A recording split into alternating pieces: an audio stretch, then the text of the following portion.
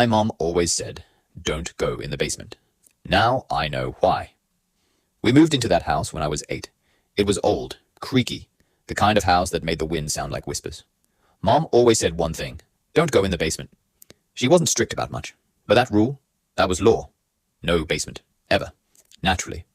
I was curious, but she always caught me. You go down there, you don't come back up, she'd say. I thought she was just being weird or dramatic. You know, mom stuff. Years went by, I stopped asking, stopped trying. Life got busy. School, friends, girls, but the basement stayed locked until my 18th birthday. Mom sat me down and told me she had cancer. Stage 4. Not much time left. She handed me a key. Old, rusted. If something happens to me, she said, and only if I'm gone. Go down there. 2 weeks later, she was gone. The funeral felt like a dream. Tears, hugs, silence. But my mind wasn't at the cemetery. It was under the house. I waited till everyone left. Then I went down. The key clicked. The lock gave way with a groan. Dust poured out like the air hadn't moved in decades. The stairs creaked. It smelled like damp wood. And something else. Something rotting. I turned on the light. Bare bulb. Diamond soys flickering. There were boxes. Shelves. Jars of God knows what. But then I saw it. A door. At the very back. Steel. Bolted shut from the outside. My heart started racing. This wasn't a wine cellar. This was a prison. I undid the bolts, one by one. My hands shaking. Every voice in my head telling me to stop. But I didn't. The door creaked open. Darkness. Thick. Heavy. I reached inside and flicked the switch. The light buzzed, then lit up a nightmare. There was a bed. A bucket. Scratch marks on the wall. Chains. Bloodstains. Teeth. And in the corner, a mirror. Not just a mirror. A one-way glass. From the inside, it looked like a mirror. From the outside, it was a window. Then I saw the tapes. Old VHS tapes. Labeled by dates. Dozens of them. I put one in. The screen crackled. And there she was. My mum. Younger. Smiling. Talking to the camera like it was a diary. Subject is compliant. Still afraid. No escape attempts today. I fast-forwarded. Different date. Same tone. Subject is resisting. Had to sedate. My blood ran cold. I kept skipping. Weeks. Months. Subject deceased. Moving to next. I fell to my knees. I wanted to puke. To scream. To rewind life and unsee what I just saw. Then I looked at the file cabinet in the corner. Folders. Each one labeled Subject 001, Subject 002, Subject 003, and so on. There were 17 folders. 17 people. Trapped. Recorded. Experimented on. And my mom, the woman who packed my lunches and kissed my forehead, was the one who did it. The last folder was blank. No number. Just one word.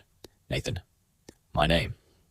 There was a note inside, written in her handwriting. You're old enough now, strong enough. The blood runs through you. You'll understand in time. She didn't want me to discover the basement. She wanted me to continue it. My mom always said, don't go in the basement. Now I know why. I didn't sleep that night. How could I? 17 victims. Chains, scratches, tapes. My mom, the monster. But the worst part wasn't the blood, or the teeth, or the screams from the tapes still echoing in my head. It was that folder. The last one. Nathan. Me. She wrote, you're strong enough now. You'll understand in time. Understand what? That I came from evil. That this house was never a home. It was a hunting ground. I wanted to run. Burn the tapes, torch the house, erase it all. But something stopped me. Not fear, not guilt. Curiosity.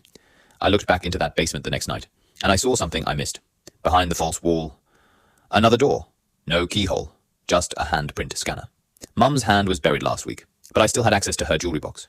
Inside it, her gold bracelet, her wedding ring, and a small vial, with her fingerprint etched on a glass slide. I don't know why she saved it. Maybe part of her wanted me to find it, so I scanned it. The door unlocked, and what was behind it wasn't just horror. It was a lab, monitors, journals, tanks, preserved organs in glass, DNA charts connecting every victim. To me, she was experimenting on compatibility, trying to recreate some genetic strain, some perfect hybrid. There were notes like, Subject 004's brain too fragile. Subject 012 showed signs of merging. Nathan remains most viable. Genetic pairing optimal. My blood, her blood, all of it, leading here. Then I saw the last journal entry. If I die before it's ready, Nathan must finish it. He will feel the itch, the pull. It's in his bones. And that's when I noticed it. My hands were shaking, sweating, but cold. I hadn't eaten in 2 days, but I wasn't hungry. I felt sharp, alert, like my nerves were tuned to something else. Something I couldn't explain. I tried leaving. I did, packed a bag, tried to drive. Got 20 miles out. But I blacked out. Woke up in the shed, holding a scalpel. I didn't remember picking up. The next day, someone went missing in town. A local drifter. No one cared. I checked the tapes. The camera in the basement. It was rolling again, and I was on it, staring into the lens, smiling.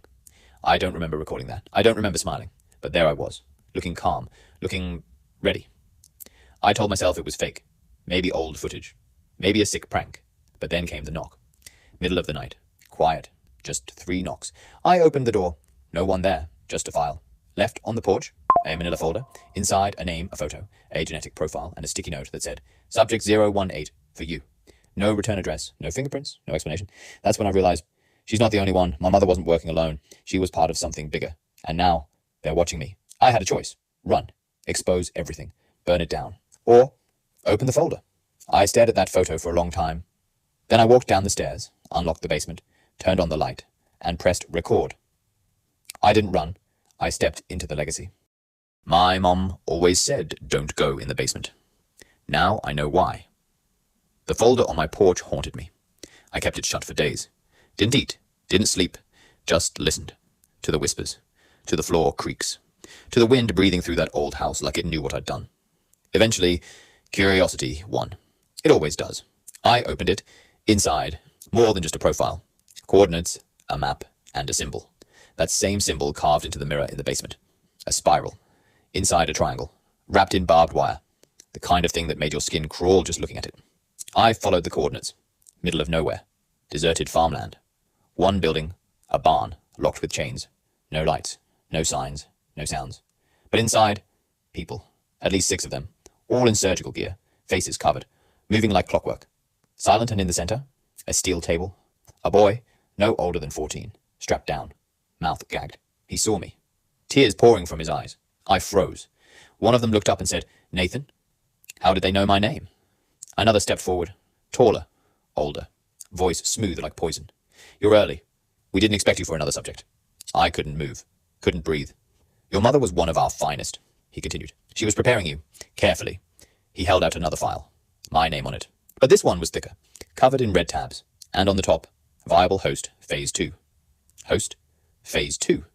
I turned and ran, but not far, because behind me, staring from the woods, were more of them, watching, studying, waiting. The organization is called the Spiral Order. They've been doing this since the 1960s, trying to create something inhuman, some evolution of mankind. They called it the Merge, taking the strongest mental subjects, combining traits, suppressing emotion, erasing fear.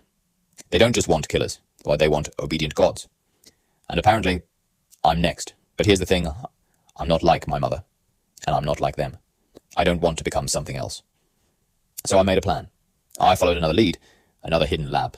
This time, I didn't run. I watched, learned, tracked where they kept these subjects, who they experimented on, who was about to be taken. One night, I snuck in, freed 3 kids, burned the building, and I sent a message, carved into the door with a scalpel.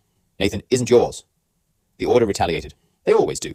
They sent people after me, masked, armed. One showed up in my house. He didn't leave. Now I move city to city, burning every safe house I find, freeing whoever's locked up. I don't sleep much, don't trust anyone. But I know I'm not alone. There are others like me. Children of monsters. Kids raised in the dark. Some gave in. But a few of us? We're fighting back. The order calls us defects. I call us human. And we've got one goal now, burn the spiral to the ground.